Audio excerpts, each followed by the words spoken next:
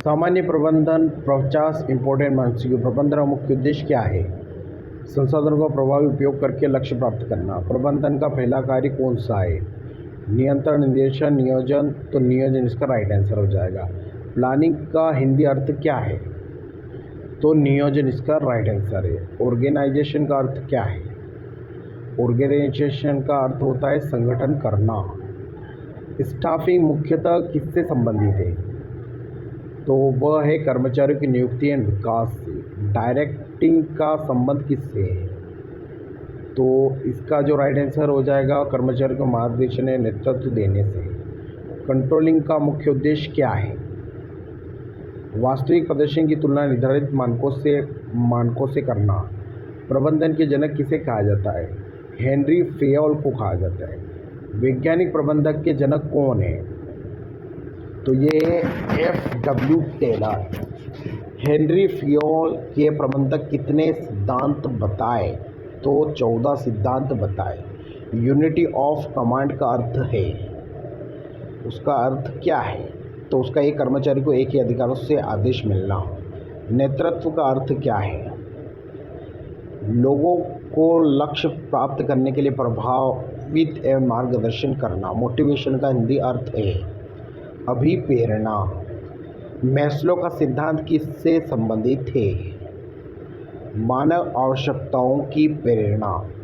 Maslow के अनुसार सबसे निचला स्तर की आवश्यकता कौन सी है? शारीरिक। कम्युनिकेशन का अर्थ है सूचनाएं एवं विचारों का आदान प्रदान करना। प्रभावी संचार की सबसे महत्वपूर्ण विशेषता क्या है? स्पष्टता। फॉर्मल कम्युनिकेशन क्या है? राइट आंसर हो जाएगा आधारिक माध्यम से होने वाला संचार। इंफॉर्मेशन कम्युनिकेशन को सामान्यतः क्या कहा जाता है? उसको कहा जाता है ग्रैपिंग। डिसीजन मेकिंग का अर्थ है विकल्पों में से उचित विकल्प चुनना। मानव संसाधन प्रबंधन का संक्षिप्त रूप क्या है? तो इसका संक्षिप्त रूप है HRM। रिक्रूटमेंट का अर्थ है, रिक्रूटमेंट का अर्थ क्या है?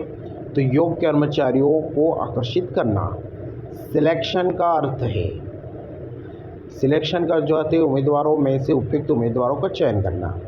ट्रेनिंग का मुख्य उद्देश्य क्या है?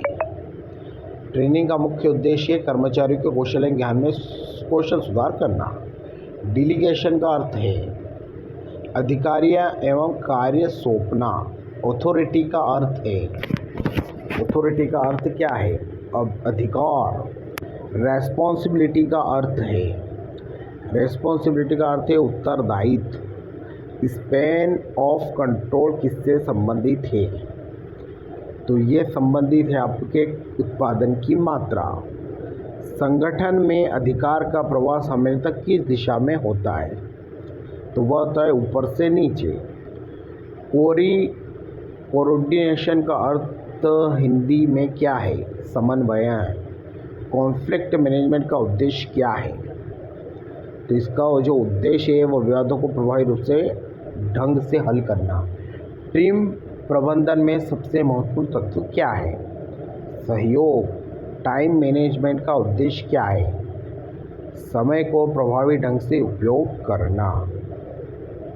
SWOT में S का अर्थ क्या है? इसका अर्थ है स्ट्रेंथ। SWOT में W का अर्थ क्या है? वीकनेस। SWOT में और का अर्थ क्या है? अपॉर्चुनिटी। SWOT में T का अर्थ है थ्रेट। THREAT। प्रोडक्टिविटी का अर्थ क्या है? संसाधनों के उपयोग से प्राप्त उत्पादन की क्षमता। इफिशियंसी का अर्थ है सही तरीके से संसाधनों का उपयोग करना। इफेक्टिवनेस का संबंध किससे है? इफेक्टिवनेस का संबंध सही लक्ष्य प्राप्त करने से। बजट किससे संबंधित है? वित्तीय योजना से संबंधित है। बिजनेस एथिक्स का संबंध किससे है? व्यवसाय में नैतिक आचरण से। कॉरपोरेटिव सोशल रिस्पॉन्सिबिलिटी का संक्षिप्त उत्तर क्या है? CSR। प्रबंधन की प्रमुख भूमिका क्या है? इसकी प्रमुख भूमिका है केवल आदेश देना। संगठन में सबसे महत्वपूर्ण संसाधन कौन सा माना जाता है?